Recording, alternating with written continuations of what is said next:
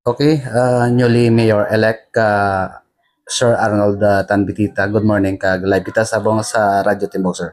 So mayong adlaw gid no sa tanan kaga naginatamiyo ko gid tanan nga tigpalamati isang Radyo Timbuk 92.1 DYCO.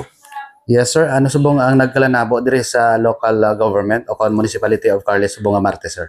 So subong adlaw no subong aga naghiwat kami sa among pinakaulihi nga sesyon sang mga sangguniang bayan members nga may termino halin sang 2022 hasta sa 2025. So ini ang amon nga adjournment session kaga ginamo na lang no gindungan nga naghiwat mo kami sang amon nga oath-taking ceremony sa mga newly elected municipal employees no ay officials no halin sa nagdaog ng municipal mayor, municipal vice mayor kag walo ka nagbag-od nga SB members nga nagdaog sang nagdigad lang nga eleksyon.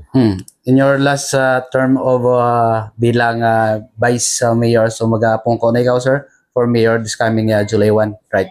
Yes, sa June 30 sa ugto no mag-umpisa na ang akon nga mandato bilang masunod nga mayor sa Banwa San Carles no.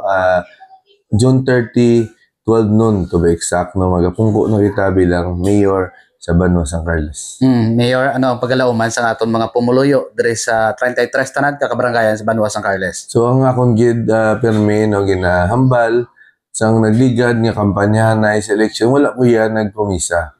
Wala ako maging promisa tungod ako nagapati nga sa pulo ko katuig nga pagnerbisyo, pag-alagad sa aton banwa.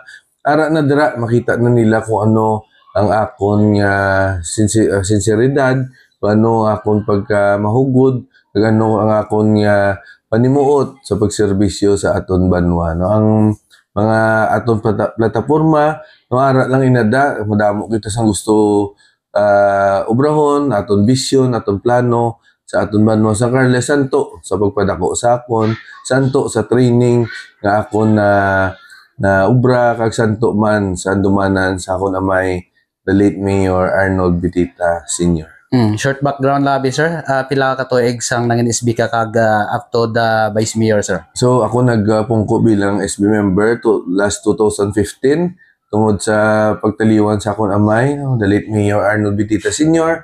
Kita gin-appoint bilang SB member. Pag 2016, nagpadlagang kita SB member. So, naging number 1 kita, SB member. Then, 2019, nagpadlagang ako Vice Mayor. And again, re-elected sa 2022 nga wala kita sa kontra. So, amo na ako ni